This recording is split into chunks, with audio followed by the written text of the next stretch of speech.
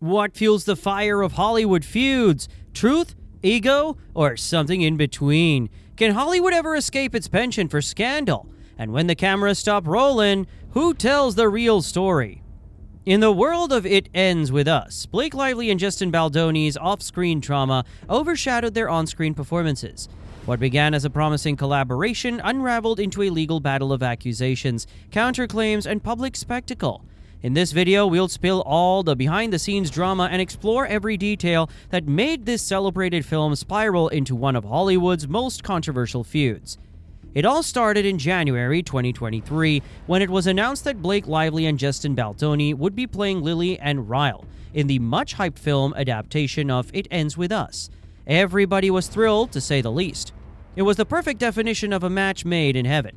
To make it even more spectacular, Blake was to direct the movie. Just what did we do to deserve this happiness? But little did we know that a crack had already started appearing in this picture-perfect vase. Actor-director Justin Baldoni is now suing his former co-star Blake Lively and her husband Ryan Reynolds. A lot of people were saying a lot of negative things about Blake Lively. The movie began filming on May 5th, 2023, with photographers capturing Lively in costume in Hoboken, NJ. But production was paused a month later due to the ongoing writer strike. Nevertheless, it resumed in early 2024, but by then the crack had already become visible. Rumors of a feud between Baldoni and his co-stars began when the director was notably missing during the press tour, opting to take interviews separately from his cast. The rumors came to a head during the movie's New York premiere on August 6th when Lively posed alongside all of her main co-stars, including Brandon Sklenar and Jenny Slate.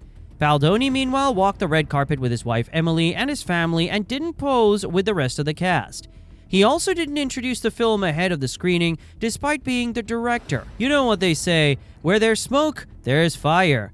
However, the smoke in this case turned into a volcano in December 2024 when Blake dropped a legal bombshell on almost every member of the production team. First, she accused Baldoni of exhibiting disturbing and unprofessional behavior on set, which led to a hostile work environment.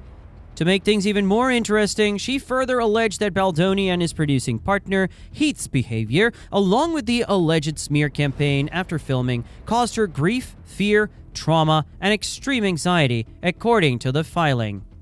In addition to these allegations, she claimed that Baldoni entered her trailer uninvited while she was breastfeeding her child and made inappropriate statements regarding sex and porn on set. As if that wasn't enough, she also accused Baldoni and his PR team, including Abel and Nathan, of planting stories in the media to tarnish her reputation. Honestly, at this point, the only one missing is the guy who served coffee on set. Baldoni's lawyer immediately denied it, but then the New York Times got involved, which is never a good sign. When they show up, you know things have officially hit the roof. They started sniffing around, and suddenly, the whole situation became a full-blown scandal. In true Hollywood, if I go down, you're going down with me fashion, Baldoni didn't take it lying down. He turned around and filed a $250 million libel lawsuit against the New York Times. As if that wasn't dramatic enough, he followed up with another lawsuit, this time for $400 million, against Blake, her husband Ryan Reynolds, yes, Deadpool himself, her publicist, and basically anyone who once stood near a Vision PR water cooler. He accused them of civil extortion and defamation. He refuted some of the claims made in Lively's lawsuits, alleging that he was invited into her trailer. To make his point even more valid, he included a screenshot of his alleged conversation with her, in which she said, "I'm just pumping in my trailer if you want to work out our lines." To which he responded, "Copy, eating with crew, and we'll head that way." Speaking of rehearsing lines, Baldoni also accused Lively of never having read the book upon which the movie is based, and therefore making wrong-headed creative decisions that reflected her fundamental lack of understanding of the book. His complaint claims that Lively began asserting control over the film. He added that at one point, she even hit below the belt by joking that he should get plastic surgery on his nose while filming a scene for the movie. Now, if that sounds hilarious, it is actually, because it is. However, whether Lively really said that or not is anyone's guess. We will never know for sure. What we do know is that Lively's lawyers responded by calling the lawsuit a desperate attack on a woman, and they claim that the lawsuit will surely fail. Maybe, just maybe, It was the phrase desperate attack on a woman that touched their nerves. But don't quote me. Anyway, shortly after that, Baldoni's team decided to release some behind-the-scenes footage from the movie. In the clip, Blake and Justin are slow dancing for a montage. Blake claims that during the scene, Baldoni leaned in suavely and whispered something along the lines of, "It smells so good," while dragging his lips down her neck. When she objected later, he allegedly hit her with the insult, "I'm not even attracted to you."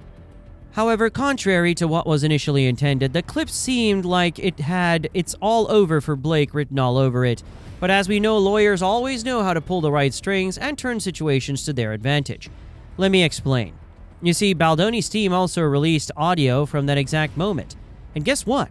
Instead of steamy whispers, you can clearly hear the two of them talking and joking out of character while they dance. Lively can be heard saying, "I'm probably getting spray tan on you," to which Baldoni replies, "It smells good." It smells good. All right, cut. I think we got plenty. Yes. Now, I don't know about you, but this feels less like a scandal and more like a bad sitcom misunderstanding. You know the saying, there are two sides to every story, but in Hollywood, there are usually three. Yours, theirs, and whatever TMC decides to spin. Naturally, Blake's lawyers were not having any of it. They doubled down, claiming that the footage actually supports her allegations. They pointed out moments where she supposedly leaned away and asked for the characters to just talk instead of whatever was happening. Honestly, at this point, it feels like everyone is watching the same movie, but interpreting it like abstract art. Have you ever heard the phrase, "You can't make a silk purse out of a soul's year"? This lawsuit is starting to feel like that soul's year. And just when you thought things couldn't get any worse, it proves you wrong.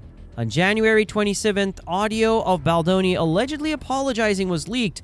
In this voice note, Baldoni says he is sorry for not being more open to Blake's script tweaks and admits he fell short. However, it's yet to be verified when exactly it was recorded. I am so sorry you have been through what you've been through with these other filmmakers and producers or whoever the people were that you worked with. And hopefully it's not been the experience with me. On February 1st, Baldoni launched a website called Lawsuit Info, and no, I did not make that up. This is actually the name. 0 creativity points awarded here. Anyway, this site is supposed to be his shining beacon of truth, where he is releasing all kinds of evidence against Blake Lively. Honestly, it feels like he's turning his legal battle into a Netflix docuseries. What's next? A trailer with dramatic music? Just saying. Regardless, the website features PDFs containing Baldoni's amended complaint and a timeline of events, as well as screenshots of alleged conversations between him and Lively. I don't know about you, but honestly, I think this feud is starting to feel like one of those TV shows that should have ended 3 seasons ago, but just keeps dragging on because someone refuses to cancel it. Meanwhile, in the wake of this controversy, some fans are rallying behind Blake as if she is leading a noble crusade. Others think Justin is being unfairly targeted. It is like choosing between Coke and Pepsi. Everyone has an opinion, and everyone swears theirs is the right one. But as the saying goes, even a broken clock is right twice a day. Someone is telling the truth, maybe. So what fuels the fire of Hollywood's feud? Is it truth, ego, or something in between? And when the cameras stop rolling, who tells the real story? To answer these questions, you need to watch our earlier video on Is Kyle Jenner Really Controlling Timothée Chalamet? Click the icon on the right side of your screen now to watch it. Oh, and before you do that, don't forget to click the like and subscribe buttons. Thanks for watching.